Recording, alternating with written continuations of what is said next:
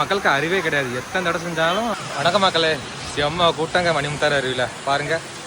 அருவியில் குளிச்சுட்டே இருக்கும்போது திடீர்னு நாறுதுங்க. என்னென்னு பார்த்தா ஒருத்தர் இப்பி வச்சு குளிச்சுட்டு இருக்காங்க. நான் பக்கத்துலேயே குளிச்சுட்டு இருக்கேன்.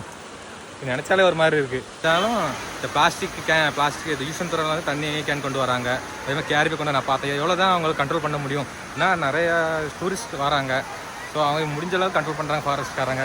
நமக்கு தான் அறிவு வேணும். அப்புறம் முக்கியமான விஷயம், குளிக்கும்போது பார்த்து கவனமாக இருங்க. ஏன்னா இந்த மாதிரி கோல்டு போட்டுருந்தா அருவியில் குளிக்கும்போது கட்டாகி போயிடும்.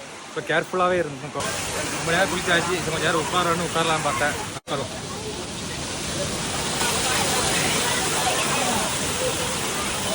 அப்புறம் என்ன, ஸ்கூல் ஓப்பன் ஆக போகுது. ஸோ எல்லோரும் வந்து ஃபேமிலியோட குளிச்சுட்டு போங்க. இது போல் வீடியோக்கு நம்ம ஐடியா ஃபாலோ பண்ணிருங்க. டாட்டா பாய்.